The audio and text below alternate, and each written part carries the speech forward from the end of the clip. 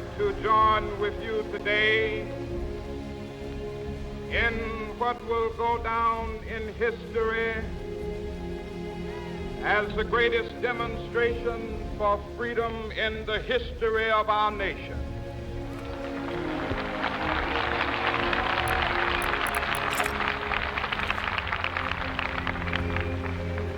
Fourscore years ago,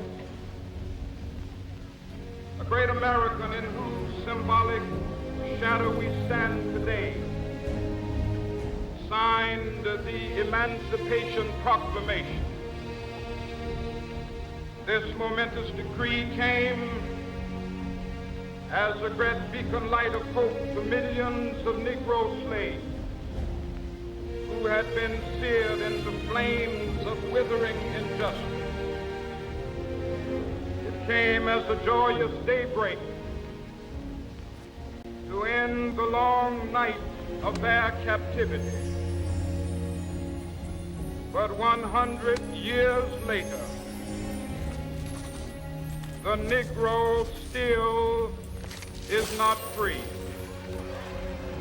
100 years later, the life of the Negro is still sadly crippled by the manacles of segregation and the chains of discrimination. 100 years later, the Negro lives on a lonely island of poverty in the midst of a vast ocean of material prosperity. 100 years later,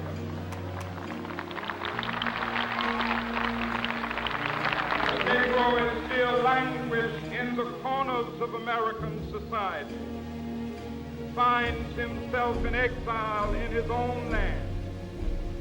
So we've come here today to dramatize a shameful condition. In a sense, we've come to our nation's capital to cash a check. When the architects of our republic wrote the magnificent words of the Constitution and the Declaration of Independence, they were signing a promissory note to which every American was to fall heir. This note was a promise that all men, yes, black men as well as white men, would be guaranteed the unalienable rights of life, liberty, and the pursuit of happiness. It is obvious today that America has defaulted on this promissory note insofar as her citizens of color are concerned. Instead of honoring this sacred obligation, America has given the Negro people a bad check, a check which has come back marked insufficient funds.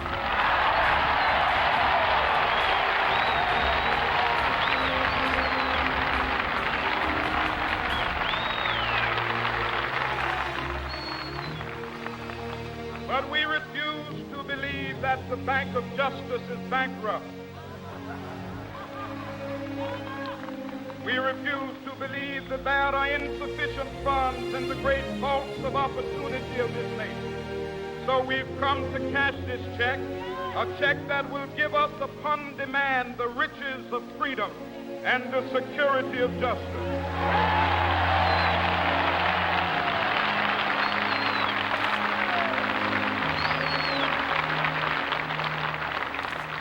We have also come to this hallowed spot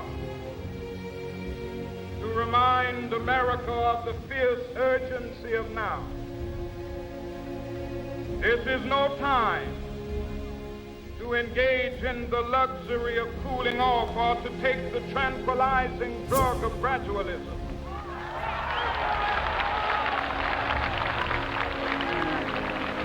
Now is the time to make real the promises of democracy. Now is the time to rise from the dark and desolate valley of segregation to the sunlit path of racial justice. Now is the time to lift our nation from the quicksands of racial injustice to the solid rock of brotherhood. Now is the time. Make justice a reality for all of God's children. It would be fatal for the nation to overlook the urgency of the moment. This sweltering summit of the Negro's legitimate discontent will not pass until there is an invigorating autumn of freedom and equality. 1963 is not an end, but a beginning. Those who hope that the Negro needed to blow off steam and will now be content will have a rude awakening if the nation returns to business as usual.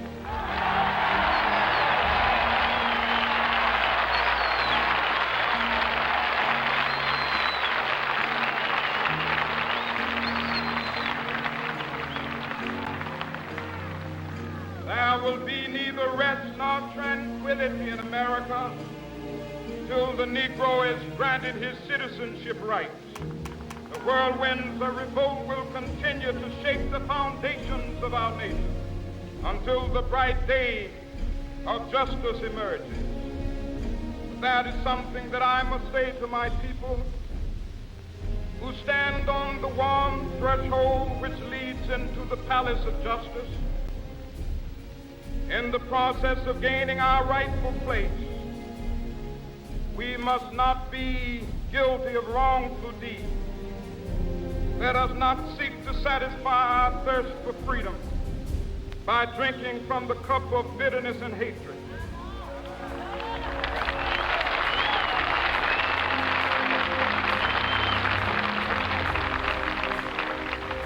We must forever conduct our struggle on the high plane of dignity and discipline.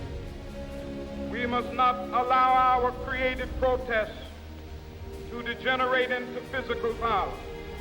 Again and again, we must rise to the majestic heights of meeting physical force with soul force.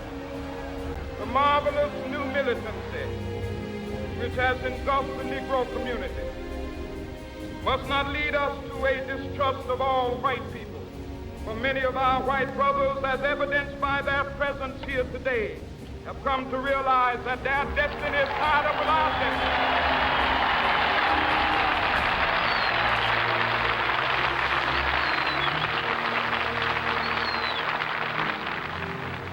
They have come to realize that their freedom is inextricably bound to our freedom. We cannot walk alone. As we walk, we must make the pledge that we shall always march ahead. We cannot turn back. There are those who are asking the devotees of civil rights, when will you be satisfied? We can never be satisfied as long as the Negro is the victim of the unspeakable horrors of police brutality. We can never be satisfied as long as our body is heavy with the fatigue of travel, cannot gain lodging in the motels of the highways and the hotels of the city.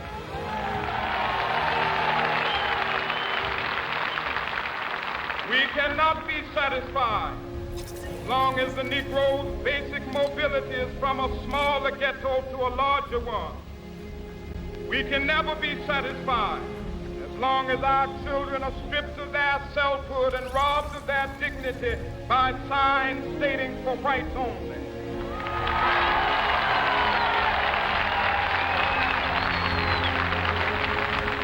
We cannot be satisfied as long as a Negro in Mississippi cannot vote and a Negro in New York believes he has nothing for which to vote.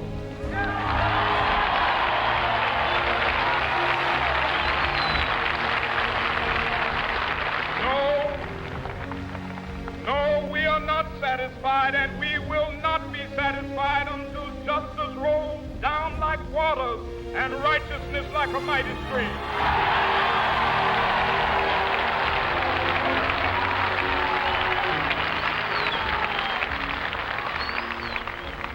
I am not unmindful that some Some of you have come here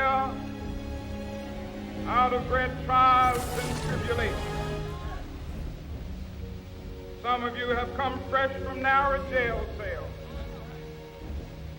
Some of you have come from areas where your quest for freedom left you battered by the storms of persecution, staggered by the winds of police brutality.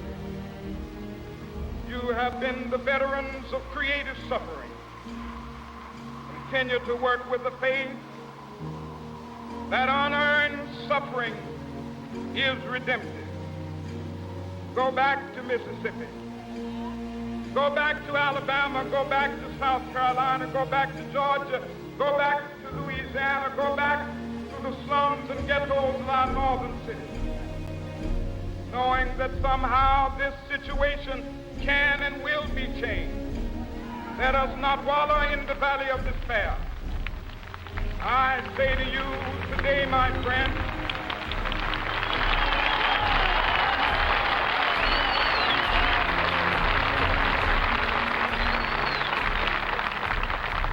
so even though we face the difficulties of today and tomorrow, I still have a dream. It is a dream deeply rooted in the American dream. I have a dream that one day this nation will rise up, live out the true meaning of its creed. We hold these truths to be self-evident, that all men are created equal.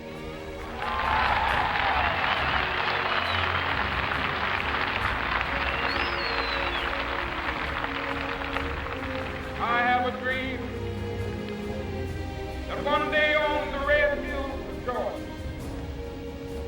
sons of former slaves and the sons of former slave owners will be able to sit down together at the table of brotherhood. I have a dream that one day, even the state of Mississippi, a state sweltering with the heat of injustice, sweltering with the heat of oppression, be transformed into an oasis of freedom and justice. I have a dream. My 4 little children will one day live in a nation where they will not be judged by the color of their skin, but by the content of their character. I have a dream today.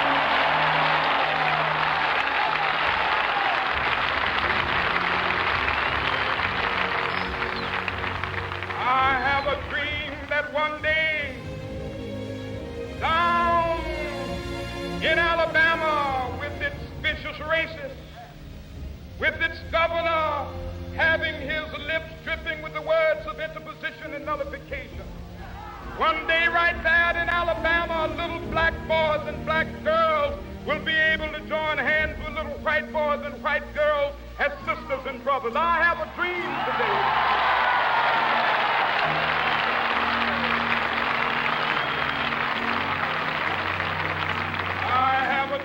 That one day every valley shall be exalted, every hill and mountain shall be made low, the rough places will be made plain, and the crooked places will be made straight, and the glory of the Lord shall be revealed, and all flesh shall see it together.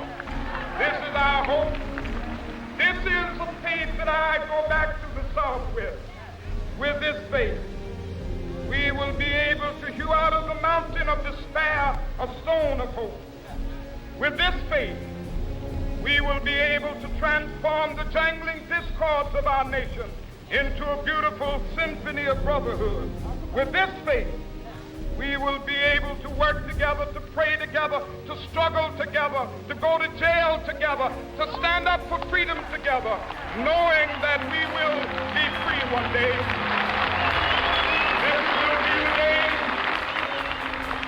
This will be the day when all of God's children be able to sing with new meaning, my country, tears of thee.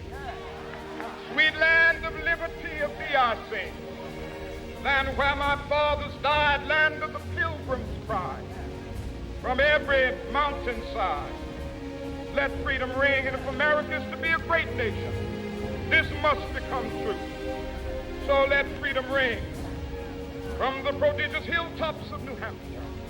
Let freedom ring from the mighty mountains of New York. Let freedom ring from the hiking Alleghenies of Pennsylvania. Let freedom ring from the snow-capped Rockies of Colorado. Let freedom ring from the curvaceous slopes of California. But not only that, let freedom ring from Stone Mountain of Georgia. Let freedom ring from Lookout Mountain of Tennessee.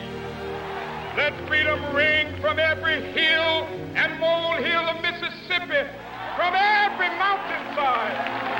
Let freedom ring, and when it happens,